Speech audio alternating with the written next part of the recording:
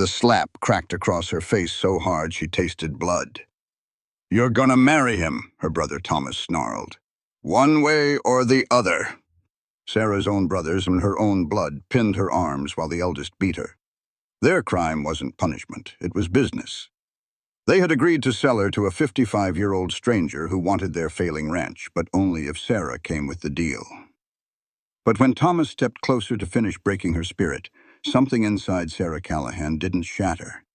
It caught fire.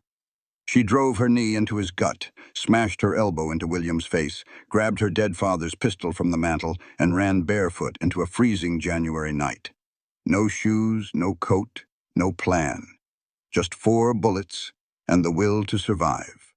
Miles away, a drifter named Caleb Mallister heard a single gunshot echo across the frozen plains. Most men would have stayed by their fire. This one kicked dirt over the flames and rode straight toward the sound of trouble. What he found hiding behind a boulder would change both their lives forever. But here's the question that will haunt you until the very last word. Years later, one of those brothers who held her down will show up at her door with their father's pocket watch. And the choice Sarah makes in that moment will prove that the hardest battle isn't surviving your past. It's deciding whether to let it back in. The lesson. The hands that try to hold you down can never destroy the fire that burns within you. Your darkest night can become the first step toward your greatest victory, but only if you refuse to stop fighting. This story is for every woman who has ever been told she was worthless, who has been treated like property, who has wondered if escape was even possible. Sarah's journey proves that survival is just the beginning. What you choose to build from the wreckage, that's where your true power lives. If Sarah's courage stirred something deep in your soul, tap that like button right now. Drop a comment and tell us, have you ever had to walk away from people who were supposed to love you? Subscribe and hit that notification bell so you never miss another story of strength, survival, and second chances. Your support means everything to this community. The slap stung hard, whipping Sarah's head to the side.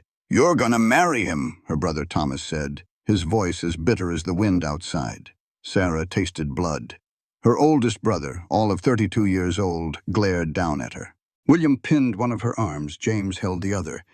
They'd busted her door down when she refused to meet Silas Hawkins, an old rancher who wanted Sarah as part of a deal for their land.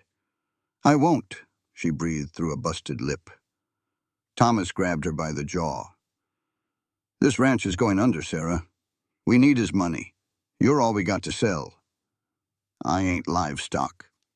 You're whatever I say you are." His grip felt like iron. "Pa put me in charge, and I say you're marrying Hawkins next Sunday, like it or not." "Pa never would have sold me." Another slap cracked across her face. "Pa's been dead and gone for 4 years, Thomas said flatly.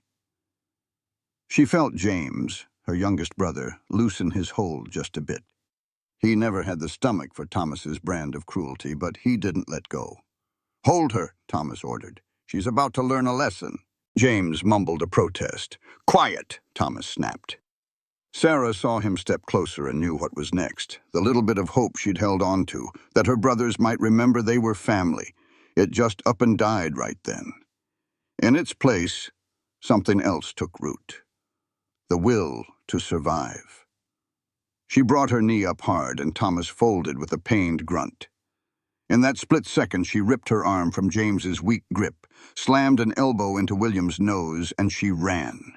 She didn't think, she just moved. Past the kitchen hearth, her hand snatched her father's pistol from its holster without a second thought. "Get her!" Thomas bellowed behind her. Sarah threw open the back door and hit the freezing night. The snow felt like glass against her bare feet, but she didn't stop. The shouts got meaner. "Sarah, you get back here now!" She turned on a dime, raised the pistol, and fired straight up at the stars. The blast echoed something fierce. Her brothers stopped dead on the porch, lit up by the warm light from the house. "You follow me," Sarah warned, her voice holding steady, "and I swear I'll shoot." "You ain't got the guts," Thomas sneered. "Try me." For a long count, they just stood there. Finally, Thomas gave in. Fine. Run. See how far you get with no shoes and no money. You'll come crawling back by sunrise." Sarah didn't give him an answer. She just turned and vanished into the darkness. Miles off, Caleb Mallister was sitting by a fire when he heard it. For 12 years, he'd been a drifter ever since his family was taken from him. He'd pushed cattle all over the country, never putting down roots. But he'd been thinking this part of Wyoming felt different, like a place a man could start over. That distant shot changed his plans. It wasn't a celebratory shot, and it wasn't for hunting. That sound was pure desperation. Most folks would have stayed put, minded their own business. A smart man would have stayed by the fire. But Caleb had a feeling it was trouble he was meant to find. He kicked dirt on his fire and swung up onto his horse Scout. "Reckon we ought to check on that boy," he said low. Sarah pushed on, leaving a trail of blood in the snow. The cold was a deep ache that had stolen all the feeling from her feet. Then she heard it. The lights from the barn meant her brothers were saddling up. She had to find a place to hide. Up ahead, a creek cut through the land. She plunged in, the icy water taking her breath, hoping it would cover her tracks. On the other side, she huddled behind a big rock, pistol shaking in her hand. Then she heard hoofbeats, and her heart seized up. She raised the gun, ready. But the voice that called out wasn't one of her brothers. "Hello?" a man called, his voice calm and careful. "Heard a shot. I ain't looking for a fight." Sarah held her breath. "Saw some barefoot tracks heading for this creek," he went on. "Ma'am, if you're out here, you're gonna freeze solid. I mean you no harm. I've got a fire, blankets, and food. I can help." "How do I know I can trust you?" Sarah's voice was a raw whisper. "You don't," the man admitted. "But I give you my word. I'm just a cowboy who heard something that sounded wrong." Sarah was shaking so hard she could barely aim. She knew he was right. If she stayed put, she'd die. She stepped out from behind the rock. He was a tall fella on a palomino with kind eyes that took in her torn dress and bruised face. His own hands were in plain sight, away from any weapon. He saw the whole sorry picture, and his face hardened with an anger that was for her, not at her. "My brothers," Sarah said, the words spilling out. "They're coming for me." The cowboy nodded. "Then we best get moving." "You'd help a stranger? Just like that?" "Ma'am," he said, swinging down from his horse, "I reckon we're a little past stranger." He pulled a blanket from his saddle and handed it to her. "Name's Caleb Mallister. And you?" "Sarah," she said, pulling the rough wool around her shoulders. "Sarah Callahan." "Well now, Miss Callahan, you've got two roads in front of you. I can point you toward town and wish you Godspeed, or you can ride with me. We'll find a safe place to sort things out." He waited. "It's your call." But when she heard her brothers yelling her name in the distance, her mind was made up. "I'll ride with you," she said. "But I'm keeping this pistol."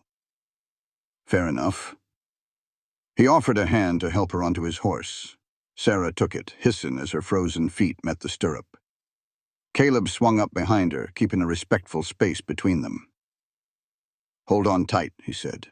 "We're fixing to move." They rode like the devil was chasing them through the dark, following game trails that twisted through the hills.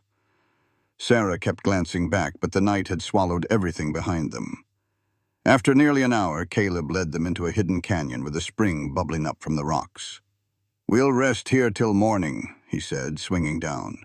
"They won't find us in the dark. By sunup, we'll be long gone." The moment Sarah's feet hit the ground, her legs buckled. Caleb caught her before she fell. "Easy there," he murmured. "You're hurt worse than you're letting on." "I'm fine." "With all due respect, ma'am, you ain't fine. You're half frozen and bleeding, and those feet need tending before they go bad." His voice was soft but solid. "Please, let me help you." That one word, "please," caught her by surprise. When was the last time a man had asked her for anything? "All right," she whispered. Caleb led her under a rock overhang and got a small fire going. She watched him move, quiet and sure, and tried to understand his kindness after the cruelty she'd just fled. "Why are you doing this?" she finally asked. Caleb kept his eyes on the fire. Doing what? Helping me. You don't even know me. No, I reckon I don't. He struck a match, coaxing a small flame to life. But I heard a gunshot that sounded desperate. Then I found a woman half dead in the snow, running from her own kin. He sat back on his heels and met her gaze. Back where I'm from, a man doesn't just ride on by when he sees something like this. Where are you from? Texas originally. Lost my folks when I was 18. Just been drifting since. He said it plain, but Sarah could hear the old hurt behind the words. For 12 years, I watched folks turn a blind eye to trouble. Decided a while back I wasn't going to be that man. The fire took hold, and warmth began to fill the small space. Caleb pulled jerky, a canteen, and a tin of salve from his saddlebags. You should eat, he said, holding out the food, and put this on your feet. Sarah took them without a word. As she chewed the tough jerky and doctored her raw feet, the warmth from the fire and the simple decency of this stranger broke something loose inside her. Hot, quiet tears started to fall. Caleb didn't say a thing. He just handed her his bandana and stared out into the dark, giving her the space to let it all out. I'm sorry, she finally managed. Don't you apologize. His voice was quiet. You've earned the right to a few tears, Miss Callahan. Anyone says different ain't worth a damn. She took a shaky breath. They wanted me to marry a man named Silas Hawkins. He's 55, with more land than heart. He offered to buy our ranch, but only if I was part of the deal, like I was a head of cattle. And your brothers went along with it? My brothers set the whole thing up. Thomas, the oldest, he's gotten mean since our parents passed. Tonight he said he was done asking. Her voice went hard as iron. They held me down, said they'd break me if they had to. I got loose before it got worse. How many of them? 3. Thomas, William, and James. And they're still out there. Yes. Sarah met his eyes, her own blazing. I can't go back, Mr. Mallister. I won't. Then you won't, he said, simple as that. As if there was no other answer. Get some rest. I'll keep watch. You don't have to. Yes, ma'am, I do.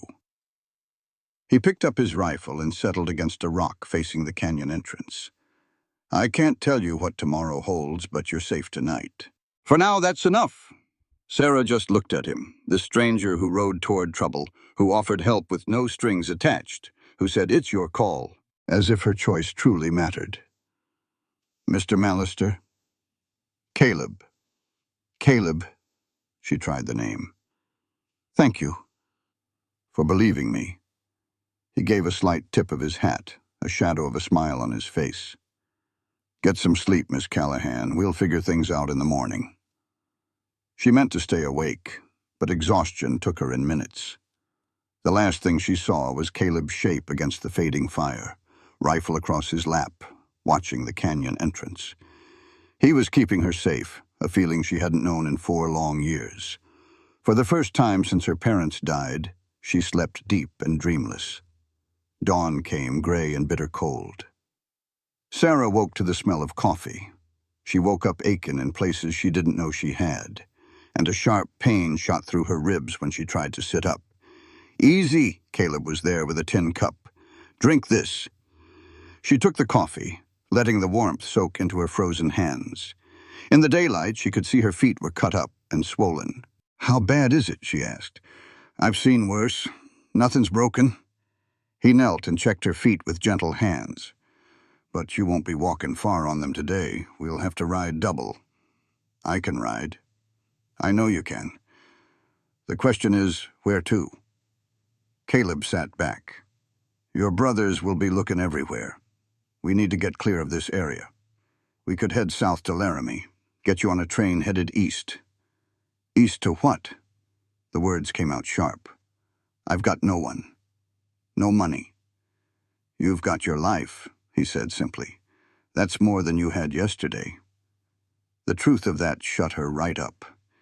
He stirred the fire for a moment. There's another choice. I know some folks in a town called Silver Creek, about a 2-day ride. They're good people who mind their own business and don't stand for men who treat women poorly. Why would strangers help me? Because it's the decent thing to do, he said, meeting her eyes. And because I'll speak for you. You barely know me. I know enough. He handed her more jerky. Eat up. We need to be moving. They broke camp fast, Caleb brushing away any sign they'd been there. As he helped her onto his horse, Scout, she saw him scan the ridge line, his whole body drawn tight. What is it? Could be nothing, but his hand never strayed far from his rifle. Let's ride. They hadn't been moving for an hour when Caleb pulled Scout to a dead stop. Don't move, he said low.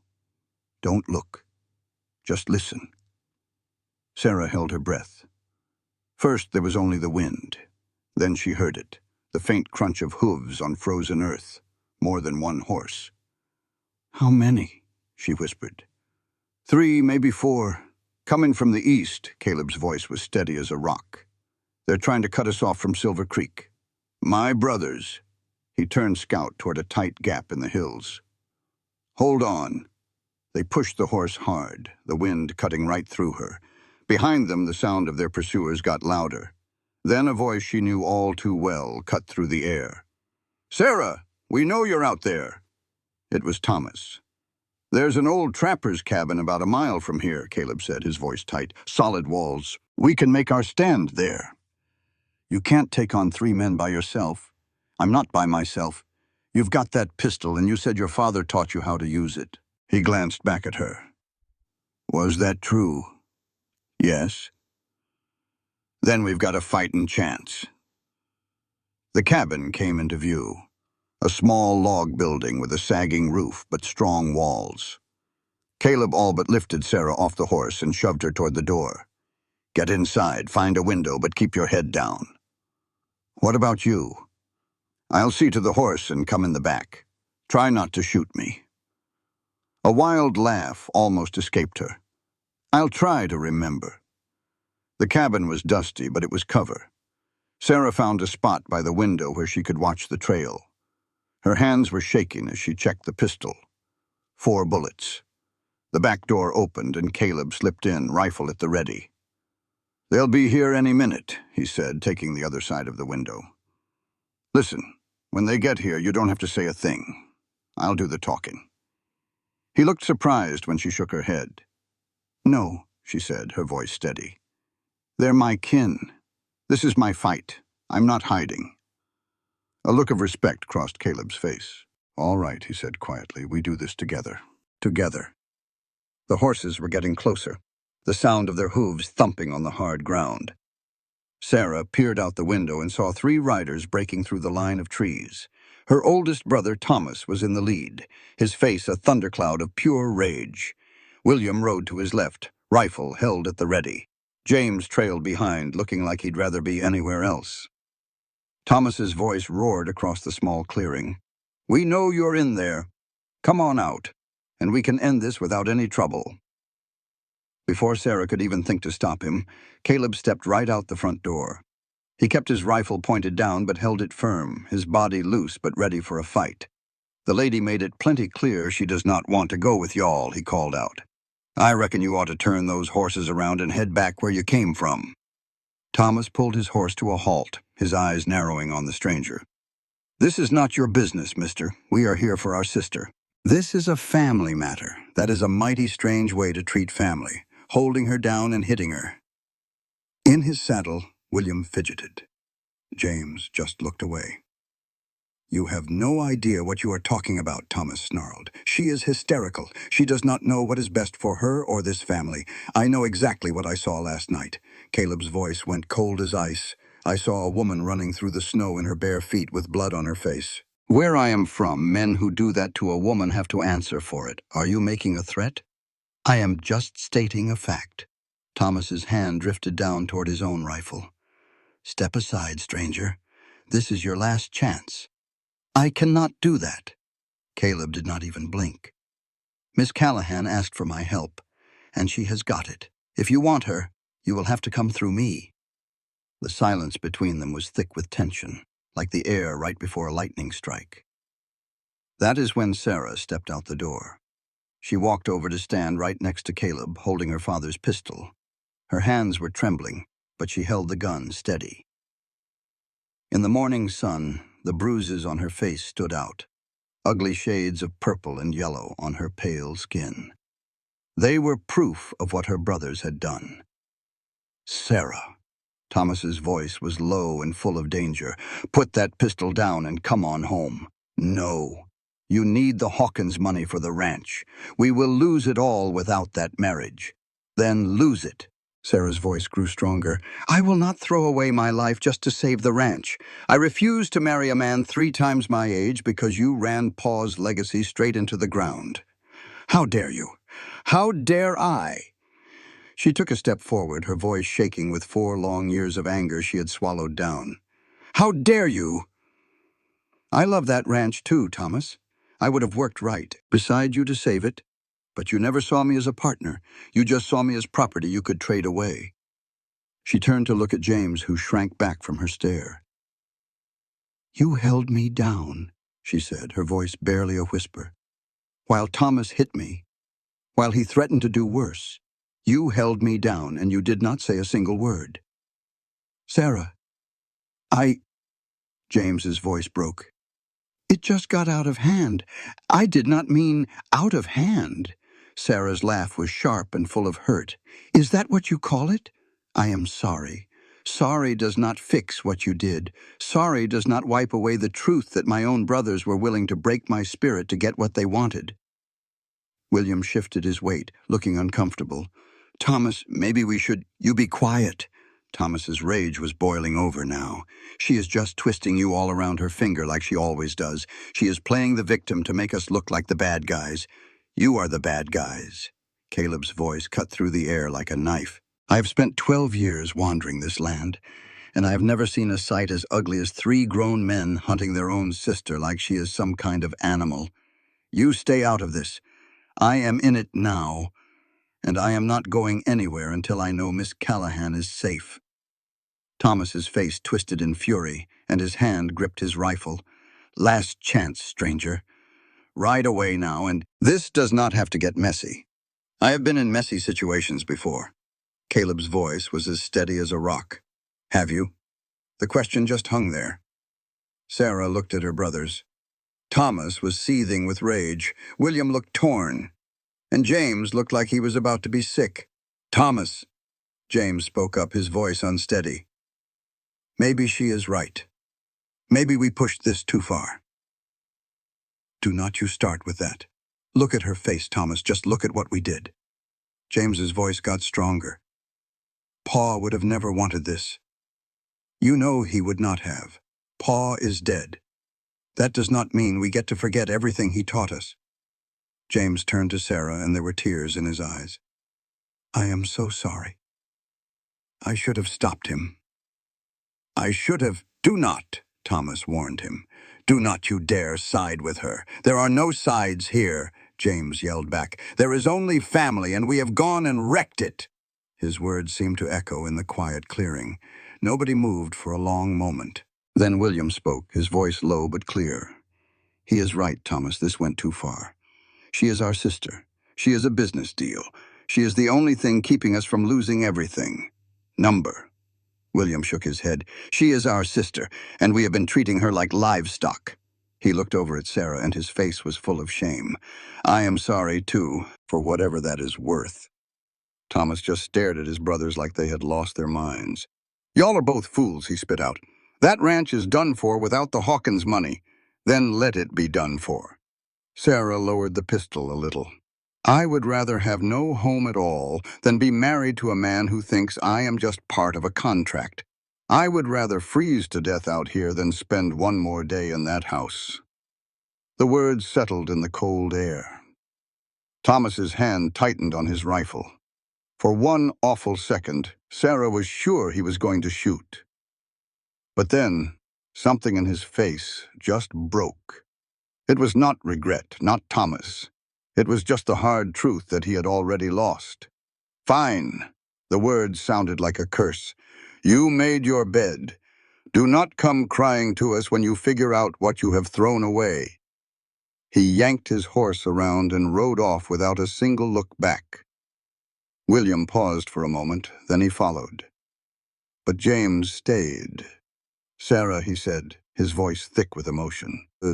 "I know you cannot forgive me. I do not expect you to. But I need you to know I will make sure Thomas does not come looking for you. I will keep an eye on him. If he tries anything, I will send you a warning. And how am I supposed to believe that? You are not supposed to. I have not done anything to earn your trust." James swallowed. "But maybe I can start to." He reached into his saddlebag and took out a small bundle. It was Sarah's boots, a coat, and a little leather pouch. "I grabbed these before we left. Figured you might need them." He held the bundle out to her. "There is some money in that pouch. It is not much, but it might help you get on your feet." Sarah looked at the bundle, and then she looked at her youngest brother. "Why? Because I should have done something to stop it." James's voice cracked. "Because you are my sister and I let you down. And this is the only thing I can think of to start making it right." Caleb stepped up and took the bundle from him. "We appreciate this, but do not think it means we trust you." "I do not." James looked at Sarah one more time. "I will write to you at the post office in Silver Creek if that is where you are headed. You do not ever have to write back, but I will. And maybe one day," he could not bring himself to finish. Sarah watched as he turned his horse and rode away. Her chest hurt with a feeling she could not name. It was not forgiveness, not even close. But it felt like the beginning of something that might turn into forgiveness way down the road. "You okay?" Caleb asked her gently. "I do not know." She hugged her arms around herself. I thought I would have to fight them. I never imagined they would just give up and leave. Your words cut them deeper than any bullet could have. You made them look at themselves. Well, James looked. Maybe William too. Thomas. She shook her head. Thomas only sees what he wants to see. Then we need to keep moving. We will put as much road between you and him as we can. Caleb held up the bundle James had given them. But first, let's get you into some real boots. They rode for the rest of the day. Caleb knew all the backways and hidden trails, so they stayed off the main roads where Thomas might be watching. Sarah had her boots on now, and the coat helped keep the cold from biting so deep. But she was so tired. Every time she started to drift off, she would see Thomas's angry face, hear his hateful voice, and feel the sting of his hand on her cheek. "Stop," Caleb said, his voice pulling her from her thoughts. Sarah's head snapped up. "What is it? You have been shivering for the past hour. We need to stop and rest. I am fine." "No, you are not." "No, you are." His voice was soft but firm. "And pretending you are is not going to do either of us any good." They found a spot tucked away in some trees, and Caleb got a small fire going. Sarah huddled as close to the flames as she could, trying to soak in the heat. "Can I ask you something?" Caleb said after they had sat in silence for a while. "You can ask, does not mean I will answer." "Fair enough." He poked at the fire with a branch. "Why did you not fight them before now? You have got a fire in you. I saw it back there. What made you wait until last night?" Sarah did not say anything for a long time. "Because they are my brothers," she said at last. "Because after our folks passed, they were the only family I had left. I just kept telling myself that if I tried harder, if I was just good enough or patient enough, they would remember that." Her voice cracked. "I was wrong. You were not wrong for hoping. You were wrong for thinking that their meanness was somehow your fault." Hearing him say it so plainly felt like a punch to the gut. "I know that. I know it in my head. But in here," she pressed her hand against her heart, "in here, it is a lot harder to believe." Caleb nodded. "After my family died, I spent years thinking about what I could have done. If I'd just been there, if I'd been faster or stronger. It took me a long time to learn that some things are just out of your hands, and all you can do is find a way to live through them. Does it ever get easier, the living through it?" "Yeah, and the remembering." He looked right at her. "That part never really goes away. But it gets softer. The sharp edges wear down after a while." And a person finds reasons to keep going. Like what? Still working on that. A slight smile touched his lips. But getting you somewhere safe feels like a fine place to start. They sat in silence, just watching the embers glow. Caleb. Yeah, thank you for believing me. He shook his head. Wasn't about belief. A man could see you were in a bad way. It was just about doing what was right. That don't take no convincing. Most folks wouldn't see it that way. Well, most folks ain't me. He stood up, brushing off snow. Get some sleep. We got a long ride to Silver Creek. What's there? A chance. He gave her a look she couldn't quite decipher. We'll see. Sarah pulled her blanket tight, the fire's warmth pulling her toward sleep. The last thing she saw was Caleb watching over her with his rifle ready. She was getting used to that feeling, and she wasn't sure if it scared her or gave her hope. Silver Creek came into view on the third day, tucked in a valley surrounded by snow-capped peaks. Sarah had never laid eyes on a mining town. The main street was a muddy affair, bustling with folks wrapped in heavy coats. Smoke curled from every chimney. Not much to look at, Caleb said as they rode in. But the people are good. That's what counts. Eyes followed them down the street, a road-weary cowboy and a bruised woman on one horse. Sarah wanted to hide her face. Let 'em look, Caleb said, his voice low. You ain't done nothing to be ashamed of. Easy for you to say. No, ma'am, it ain't. He led the horse to a hotel and helped her down. His hand hovered near her back, a protective gesture that didn't crowd her, and she was grateful for it. Inside, the clerk looked up. Mr. Mallister, been a spell. Mr. Jenkins. Caleb nodded. I need 2 rooms. And I need to know if the old Mitchell place is still for sale. Jenkins's eyes slid over to Sarah, taking in the bruises and her tired face. To his credit, he kept his mouth shut. Rooms, I can do. The Mitchell place, you'll need to see Mr. Holloway at the bank. He pushed 2 keys across the desk. Supper is at 6. As they headed up the stairs, Sarah finally asked, What is the Mitchell place? Caleb paused. A small ranch, about 300 acres. Old Bill Mitchell's been looking to sell for a year. Wants to go live with his daughter back east. He stopped at her door and handed her a key. I've been thinking on buying it. You? 12 years of wandering is long enough. Time to set down some roots. He met her gaze. And it looks to me like you could use a fresh start yourself. I don't follow. I ain't asking for nothing, Sarah. But if you wanted, I could use a partner. Someone who knows ranching. You'd earn your keep. This wouldn't be a handout. The offer just hung there in the air between them. Why would you do that for me? Because it's the right thing. His voice was firm. And because I've been alone for 12 years, and I am plain tired of it, it don't mean anything more than a partnership, just a chance to build something new. Sarah looked at him, searching for the catch. A man never made an offer like that for free.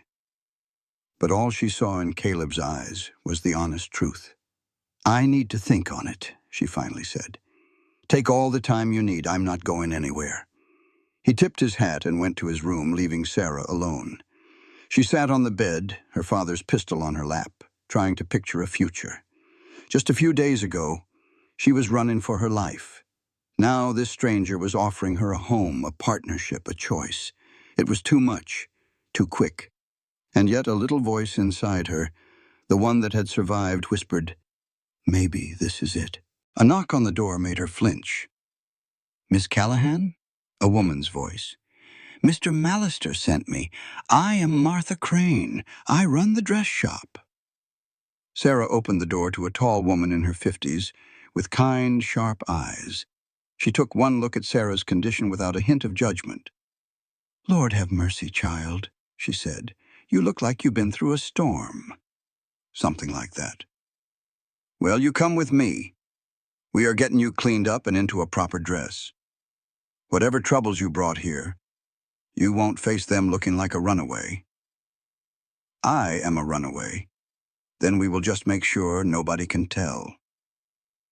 Martha took her arm with a gentle firmness. In Silver Creek, we take care of our own, Miss Callahan. And you are one of us now. Martha's shop was warm and smelled like clean cotton. She quickly found Sarah a simple blue dress that fit better than anything she had owned in years. "You are from near Medicine Bow," Martha remarked as she pinned the hem. "I can tell by your talk. My family had a ranch there." "Had?" "I left. Escaped is more like it." Martha's hands paused for a heartbeat. "I have seen that look before, in other women who escaped." She looked up at Sarah. "Mr. Mallister is a good man. If he brought you here, it is because he believes you are worth the trouble. I am not so sure." "Then you let us prove you wrong." Martha finished and stepped back. "There. Now you look like a woman with a future, not one running from her past." Sarah looked in the mirror and saw a stranger. The bruises were there, but they looked like battle scars now, not marks of shame. "Thank you," she whispered. "Thank me by building a good life here. What you do next is what truly matters." The next morning, Caleb took her to meet Bill Mitchell, a 70-year-old rancher with a white beard and weathered hands. He showed them the property with a quiet sort of pride. The house, the barn, and the cattle. 300 acres, Bill said. "Good water. I'm asking 1,800 for everything." "That is more than fair," Caleb said. "I just want buyers who will respect what I built here," Bill said, his eyes moving between them. "I have been drifting 12 years looking for a place to stop," Caleb told him. "This feels right." "And the lady?" Sarah stood a little straighter. "I grew up on a ranch. I know the work. If Mr. Mallister takes me as a partner, I will earn my share." Bill Mitchell studied her, then a slow smile spread across his face. "You have got fire. I like that." He stuck out his hand to Caleb. "You have got yourself a deal, Mr. Mallister, so long as the lady agrees." Every eye in the room turned to Sarah. This was it. She could take her money and leave, start over alone, or she could trust this man who had come running when she screamed. A man who kept saying it was her choice and seemed to mean it. "I agree," she said. Bill's handshake was solid. "Welcome home, Miss Callahan." The word home hit her hard. It had been 4 long years since she had one. The next few weeks were a blur of honest work. Caleb handled the paperwork at the bank while Sarah learned the ranch from Bill. The old man was a patient teacher. "My wife, Margaret. She planted that garden," he said one day, pointing to a patch of weeds. "I have not had the heart to touch it since she passed." "I could fix it," Sarah offered.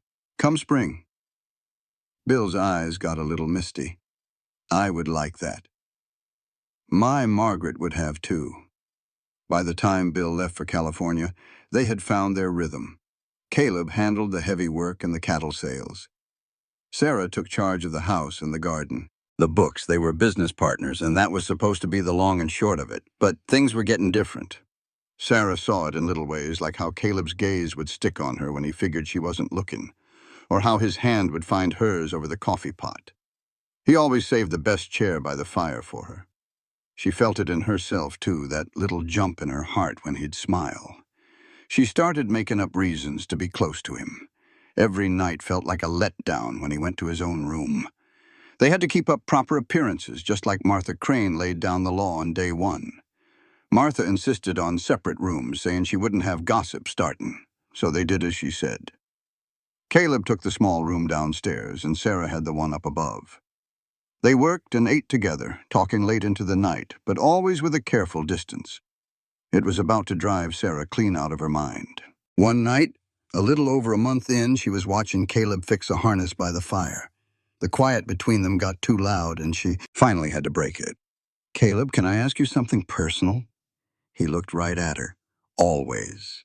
When you made me this offer, was it just about needing a hand who knew cattle?" He took his time answering, his hands going still on the leather. "No," he said soft-like. "It wasn't just about that." "Then what was it about?" He put the harness down. "When I heard that gunshot, something in my gut told me to ride to it, not from it.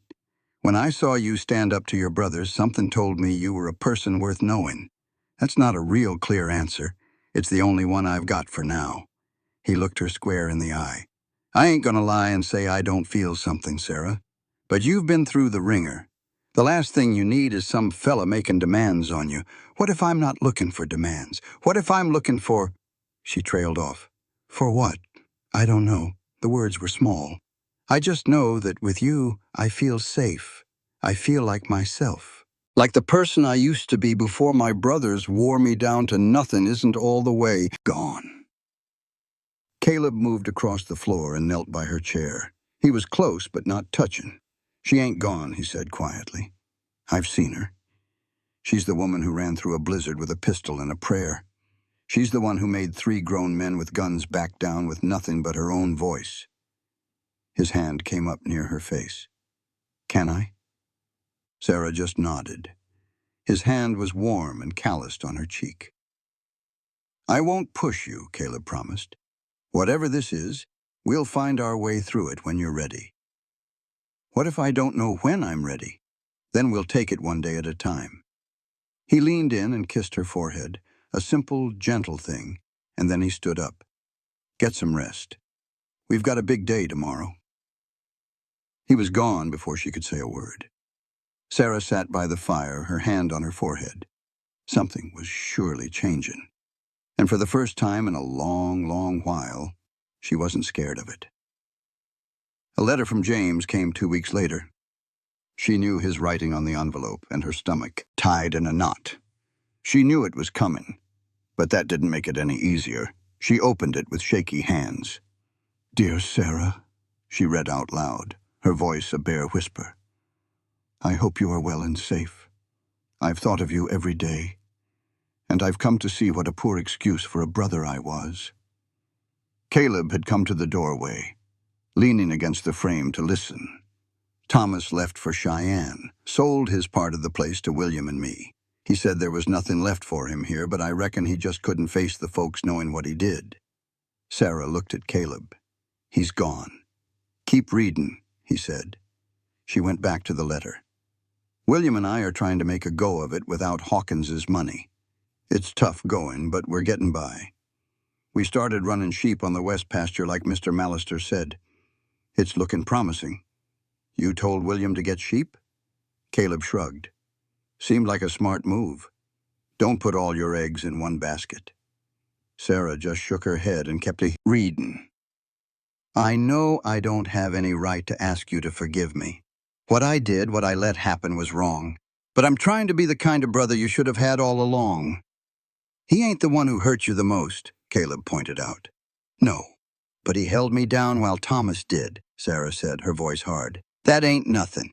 "No, it's not, but folks can change, can they really?" Caleb came and sat next to her. "I changed.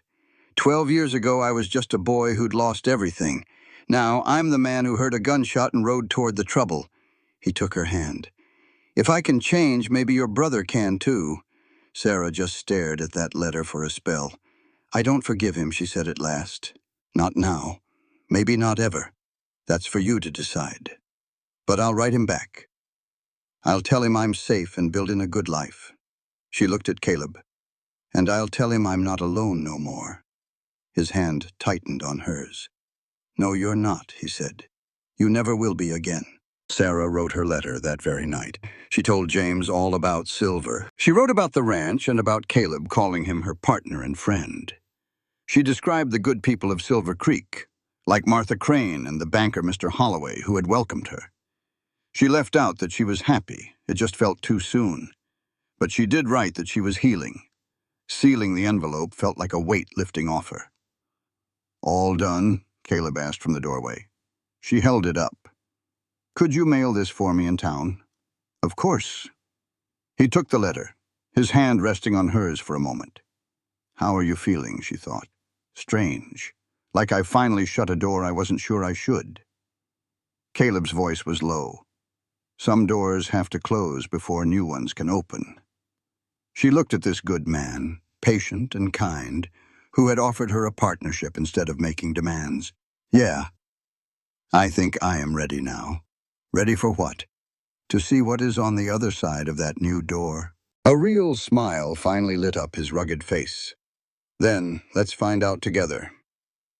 He truly kissed her this time, not a gentle peck on the forehead, but a kiss full of hunger that showed he had been waiting just as long as she had. When they pulled apart for air, Sarah let out a small laugh. "What is it?" Caleb asked. "Nothing, really." She just laid her hand on his chest, feeling the beat of his heart. "I never imagined that running for my life through a snowstorm would lead me right here." He kissed her again, softer this time. "Well, life is funny that way. Sometimes the worst nights bring on the very best mornings. Is that what this is, the start of one? I reckon it is." He held her close, and she felt like she belonged. "The start of many good mornings, if you will have them." "I will have them," Sarah whispered. "Every single one." Spring came slow, melting away the winter and turning the hard ground soft with promise. After 3 months on the ranch, the change in Sarah was plain to see.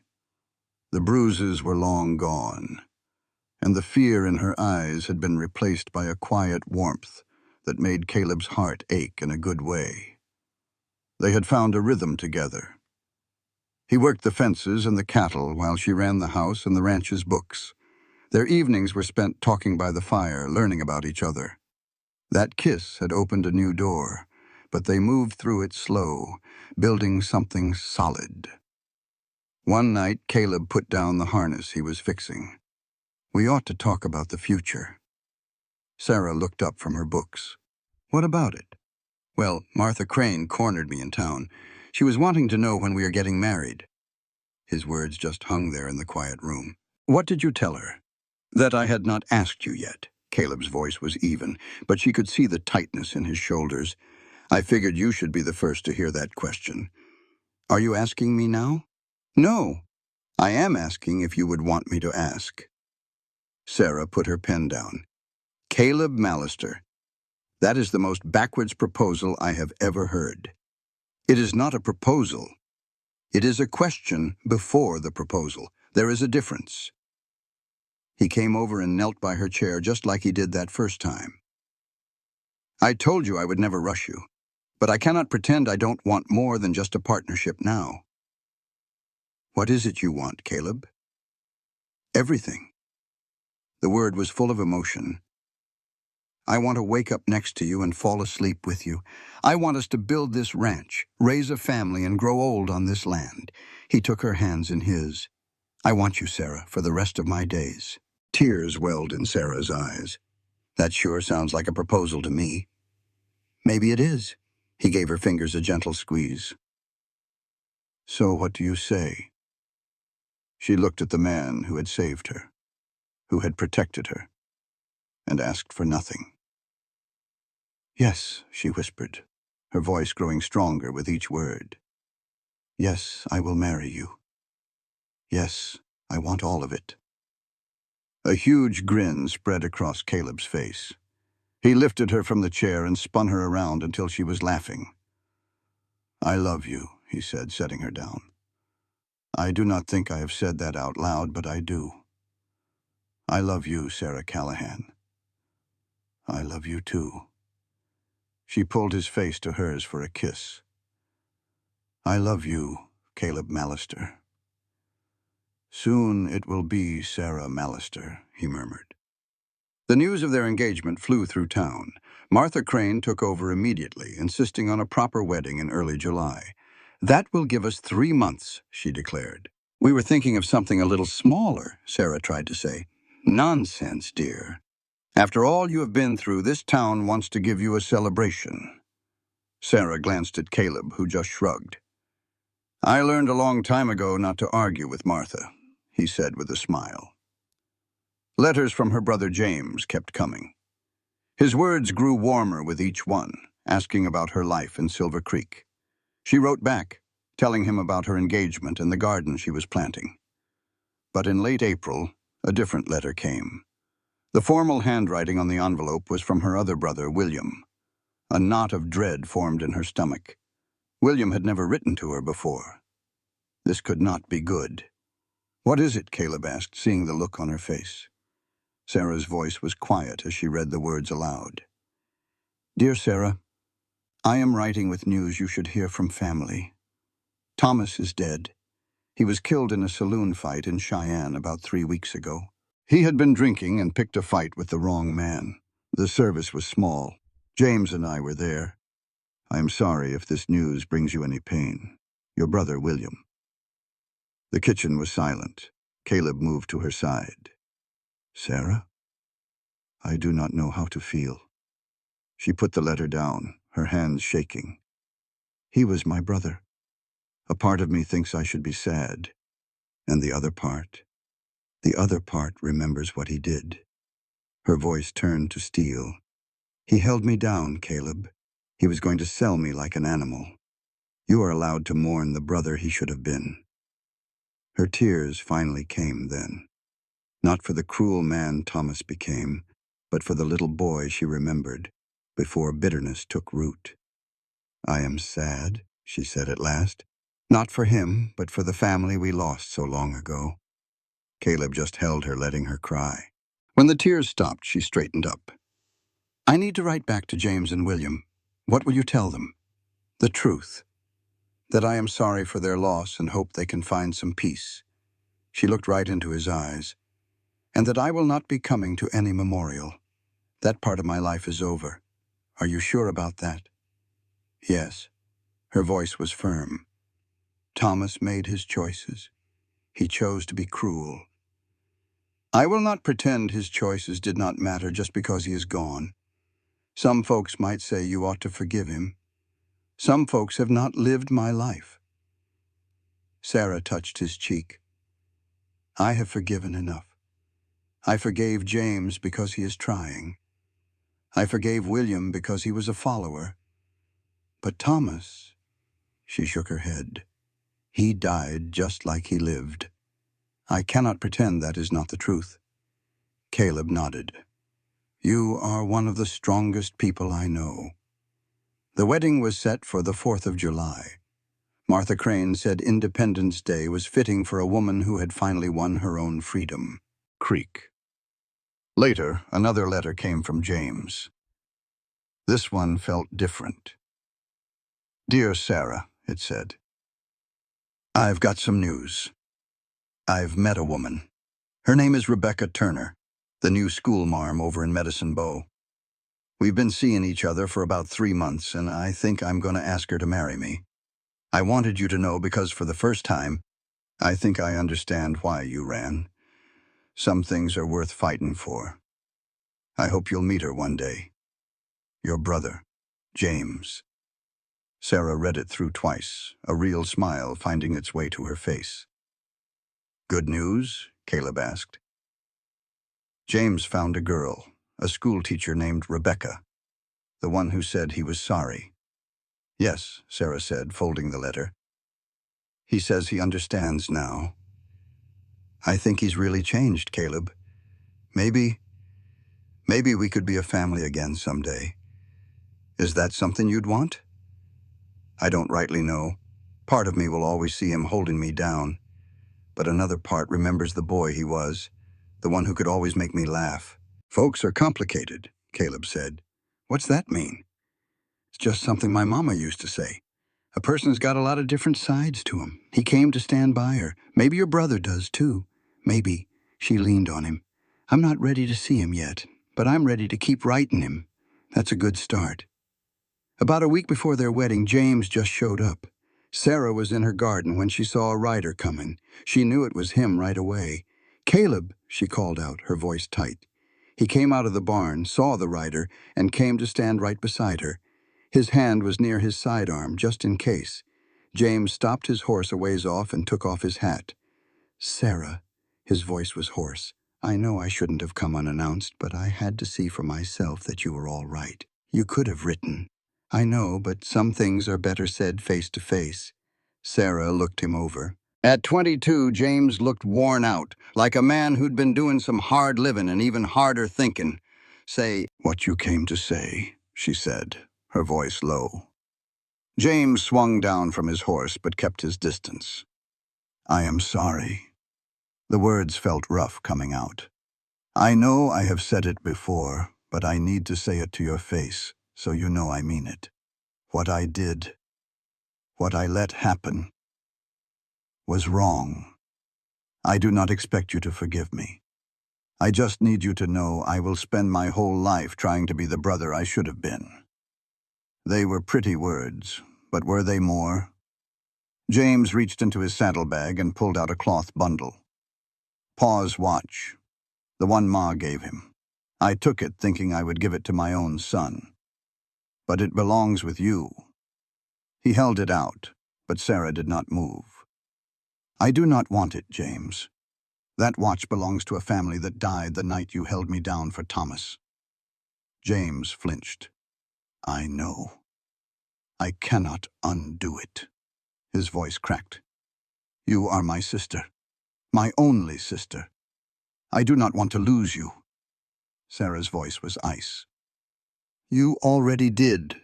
You lost me when you chose him over me, when you just stood there and watched. I was scared." "So was I. But I did not hold you down while someone beat on you." The truth of it just hung there, in the quiet between them. James hung his head. "You are right. There is no excuse. I was a coward, and my cowardice hurt you bad." He looked up, his eyes wet with tears. "But I am trying to change. I am trying to be a better man." Does that not count for anything? Sarah stood quiet for a long time. She could feel Caleb behind her, steady and ready to step in. But this was her fight. "Yes," she said at last. "It counts for something, not forgiveness. I am not ready for that. But I see you are trying." "Does that mean—" "It means I will not run you off. You can stay for the wedding, but you will stay at the hotel in town, and you will keep your distance until I say otherwise. That is more than I deserve." "Yes, it is," Sarah said, standing a little taller. "But you are my brother, and that still means something." James nodded, wiping his eyes on his sleeve. "Thank you, Sarah, for the chance. Do not make me regret it." She turned and walked back to the house, not once looking back. Caleb fell in step right beside her. "You all right?" he asked softly. "I will be." She took one look over her shoulder. James was leading his horse down the road toward town. "He is really trying, is he not?" "Seems that way. I hate that I still care, after all of it." "He is your family," Caleb said. "Some ties do not break easy." "Is that wisdom or foolishness?" Caleb just smiled. "Maybe a little of both." The wedding day came up clear and warm. In Martha's back room, Sarah stood in a pale blue dress. Her hands were trembling. "You look beautiful," Martha said from the door. "I feel terrified." "Every bride does," Martha said, coming to her side. "But you are not just marrying a man. You are claiming a life of your own. That is worth being nervous about." "What if it is a mistake? Is Caleb a good man?" "Yes." "Does he love you?" "Yes." "Do you love him?" Sarah thought of his quiet strength and how he came running when he heard her scream. "Yes. More than I ever thought I could." "Then it is not a mistake," Martha said, squeezing her hand. "It is a beginning." The ceremony was at the little church in Silver Creek. The whole town turned out, filling the pews and spilling into the yard to see Sarah Callahan become Sarah Mallister. James sat in the very back by himself. Their eyes met for a second as she walked down the aisle. It was not forgiveness, but maybe it was the start of peace. Caleb was waiting at the altar, his hat in his hands, and love shining in his eyes. "Ready?" he whispered. "Ready?" Reverend Harris spoke the old words, vows were swapped, and rings were given. "I now pronounce you husband and wife," he finally said. "You may kiss your bride." Caleb cupped her face in his hands and kissed her gently, like she was the most precious thing in the world. The whole church started clapping. They walked back down the aisle together, hand in hand, out into the bright sunshine. Folks crowded around them, offering good wishes. Through it all, Sarah saw James standing off to the side, watching. She made up her mind. She walked right over to her brother. "James?" she said. He looked surprised. "Thank you for coming. It means something that you are here." "I was not sure you would want me to." "I am not sure either," she said, taking a breath. "But I am willing to find out." James's eyes got shiny. "That is more than I deserve." "Maybe," she said, "but it is what I am offering. Come meet my husband." She took his hand and they walked back to Caleb. "Caleb, this is my brother James. James, this is my husband, Caleb Mallister." The two men sized each other up. Then Caleb stuck out his hand. "I have heard a lot about you," he said. "I am trying to change," James said, gripping his hand tight. "Every day." "Well, that is what matters," Caleb said, glancing at Sarah. "My wife believes in second chances. So do I. But you need to understand this. If you ever hurt her again, there will not be a third." "I understand," James said, his voice serious. "And I accept that." That handshake was the start of something new and fragile. Sarah looked at her husband, then at her brother, and felt hope. She was Sarah Mallister now, a wife, a partner. She had a home, a husband, and maybe, just maybe, the beginning of her family again. The first year of their marriage was a dream. The ranch did well. Caleb grew the herd, and Sarah made the garden beautiful.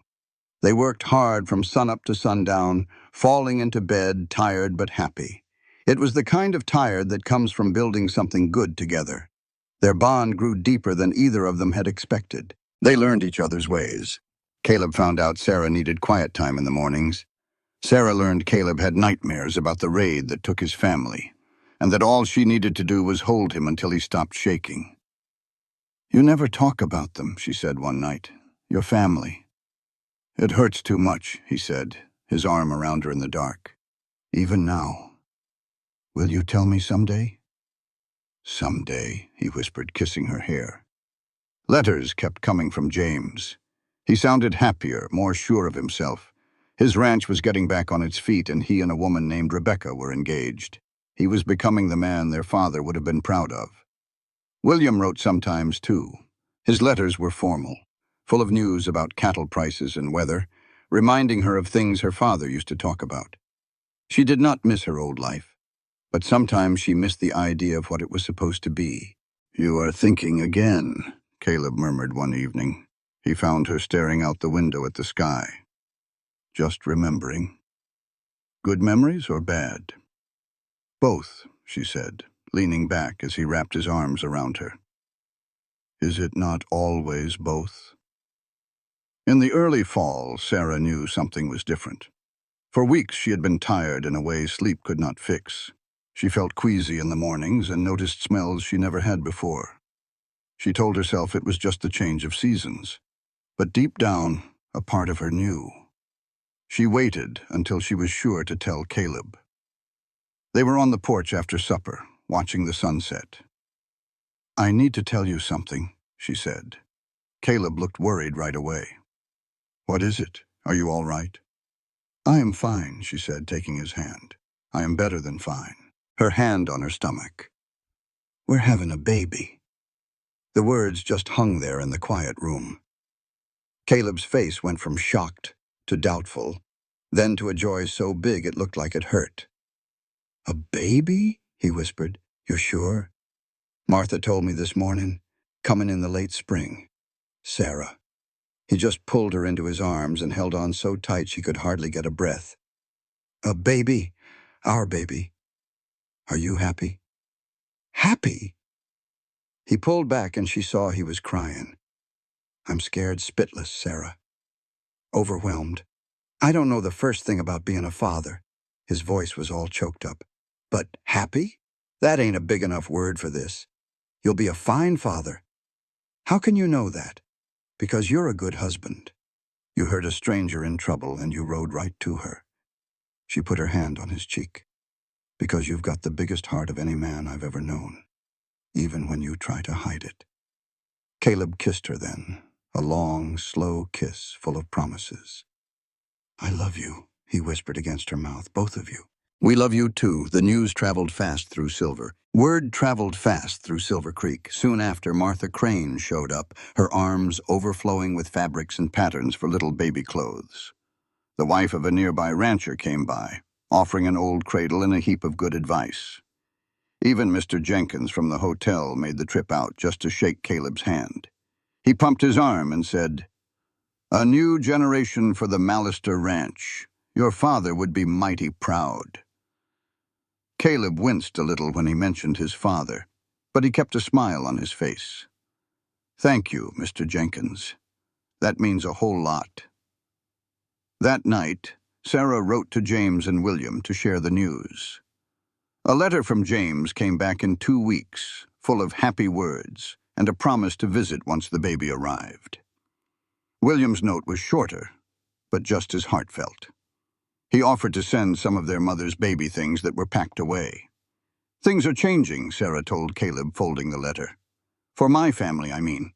We might just become a real family again. It won't be what it was before, but something new." She rested a hand on her belly. "This baby is going to have family. That's more than I had after my folks passed." "And more than I had after mine," Caleb added. "We're building something good here, aren't we?" Sarah glanced around the home they had made. She saw the curtains she had sewn and the furniture Caleb had built. "Something real."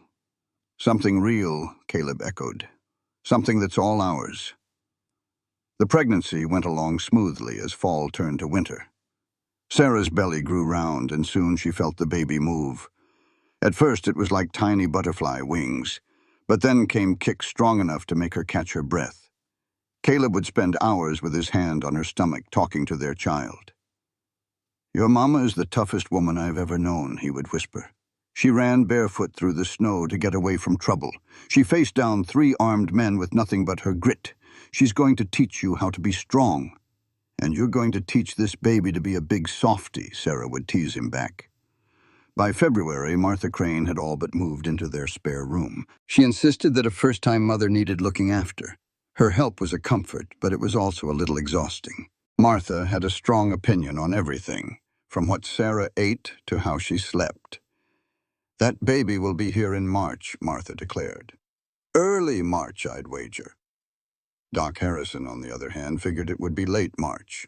Martha just sniffed and said, "Doc Harrison doesn't know babies the way I do. Early March, you mark my words." Well, it turned out Martha was right. The pains started on March 2nd, a full 3 weeks before the doctor expected. Sarah woke in the dead of night, a sharp cramp doubling her over. At first, she figured it was just that spicy stew Martha had made for dinner. But then another pain hit, even stronger than the last. "Caleb," she said, shaking his shoulder. "It's time." He was wide awake in an instant, his face a mix of fear and resolve in the dim lamplight. "How far apart are they?" "I don't know. Just a few minutes, I think." "I will go get Martha." The next few hours were a blur of pain and hard work. Martha took charge, her calm and steady presence holding everything together. Caleb stayed right by Sarah's side, holding her hand and whispering words of encouragement. "You're almost there," Martha said again and again. "One more big push." "Girl, that's all you need." Sarah gave it everything she had left, a final scream tearing from her throat. Then there was silence, broken only by the tiny, angry wail of a newborn baby. "It's a girl," Martha announced, her voice thick with emotion. "A beautiful, healthy little girl." She gently laid the squalling baby on Sarah's chest. In that moment, Sarah felt a love so fierce it stole her breath. "Hello," she whispered to the tiny red-faced creature. Caleb was suddenly beside her, his own face wet with tears. "She's perfect," he breathed. "Sarah, she is absolutely perfect. She has your eyes. And listen to that cry. She has your stubbornness, too." Sarah managed a weak laugh. "What should we name her?" They had talked about names for months, but never settled on one. Now, looking at the tiny person they made together, the answer was simple. "Hope," Caleb said softly, "because that's what she is. Hope for us." and for everything we are building here. Hope Mallister. I like it, Sarah said. Hope it is, then. The baby's cries quieted as she began to nurse, her little fingers curling around her mother's skin. A year ago, Sarah had been running for her life, sure that everything was over. Now she held a new life in her arms, with her husband at her side and a future that felt as wide open as the Texas sky. "Thank you, Caleb," she whispered. "For what?" he asked. "For hearing me that day. For not riding away." She met his gaze. "For giving me this." "You gave it to yourself," he said gently. "I was just lucky enough to be there." The first year of Hope's life flew by in a happy daze of sleepless nights and pure joy. Sarah had never pictured herself as a mother, but it fit her like a glove. Caleb was just as devoted, walking the floors with a fussy Hope and spending hours just watching her sleep. "You are going to spoil that girl rotten," Sarah warned him. "That is my job as her father," he'd reply with a grin. "Your job is to make her strong. I figure we can do both." Martha Crane visited every week, always bringing gifts and a little advice. Soon enough, Hope was the unofficial darling of Silver Creek. Everybody knew her, and everyone watched her grow with a sense of pride. "She's going to be someone special," Mrs. Jenkins declared one afternoon. "You can just see it." "She's going to be whoever she wants to be," Sarah answered. "That is all we hope for." James and his wife Rebecca came to visit when Hope was 6 months old. Sarah was nervous to see her brother again, but he had changed. The guilt he carried before had softened. He was a man trying to do better. Rebecca was warm and strong, and she fit right in, helping with Hope and sharing stories. "She's beautiful," James said, holding his niece for the very first time. Hope grabbed his finger with a surprisingly strong grip. "She gets that from her mother," he said, looking up at Sarah. "You've built a wonderful life out here, Sarah. This ranch, this family. Pa would be so proud of you." Sarah felt tears well up but fought them back. "Thank you, James. That means more than you will ever know." William visited the next spring, bringing the promised box of their mother's baby things. He was still a bit stiff and formal, but Sarah could see the genuine affection underneath. He spent hours with Hope, telling her stories of their family history, of the grandparents she would never know. "She ought to know where she comes from," William said. "She will," Sarah promised him. "We will make sure of it." The years passed quickly after that. Hope grew into a wild and adventurous little girl, climbing trees and begging to ride horses. She had her mother's stubborn streak and her father's steady heart, a powerful combination.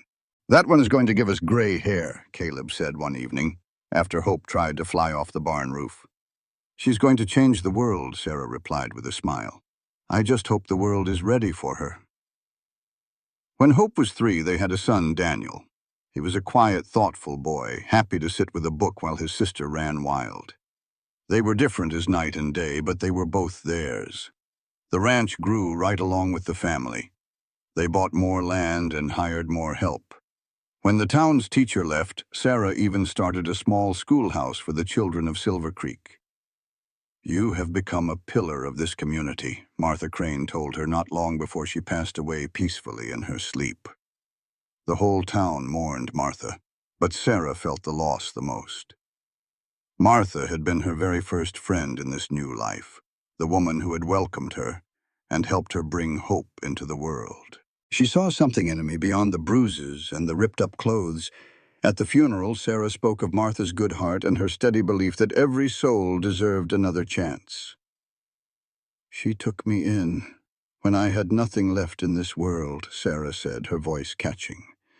"She saw worth in me when I couldn't find any myself. Everything I am today started with her."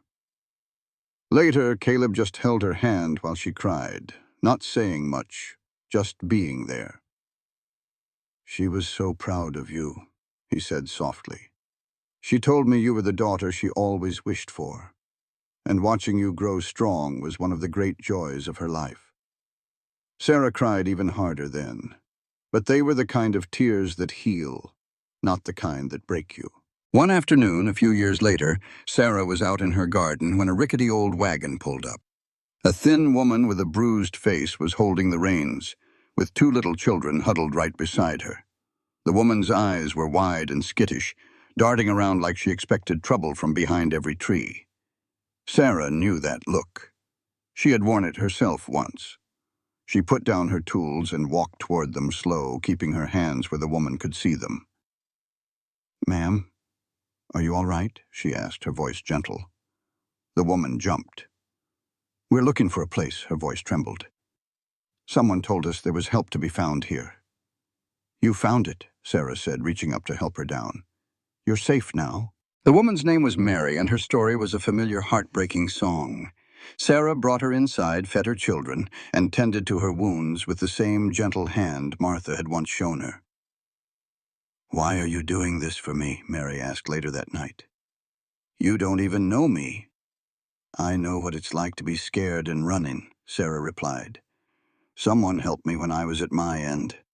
A stranger heard me scream and came when any other man would have just spurred his horse on. Now, I'm doing the same for you. It's how we make things right in the world. One small kindness at a time." Mary and her children stayed for 3 months, until Sarah helped find them safe passage to family out in California. The years rolled on. Hope grew into a young woman as strong-willed as her mother, but she loved books more than ranching. "I want to go to school back east," she announced on her 16th birthday.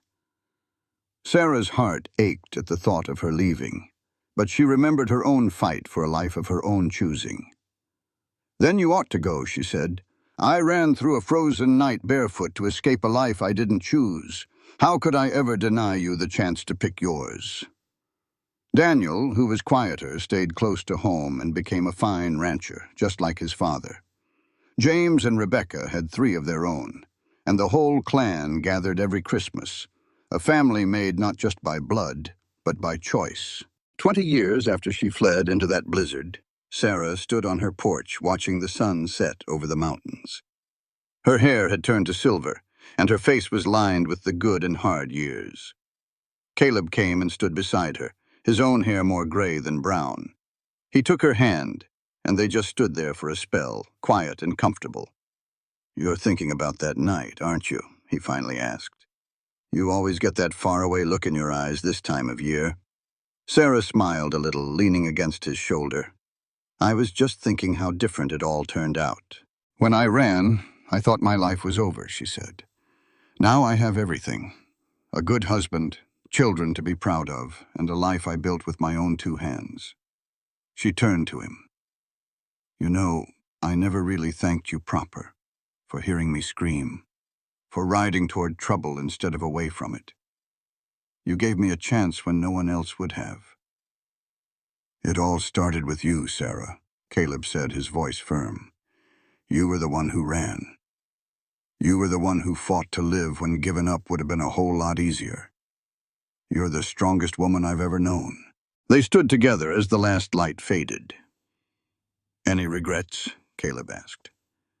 "Not a single one," Sarah said, leaning into him. "Not even the hard parts. They made me who I am, and they brought me right here to you." A comfortable silence settled between them. "I love you, Caleb."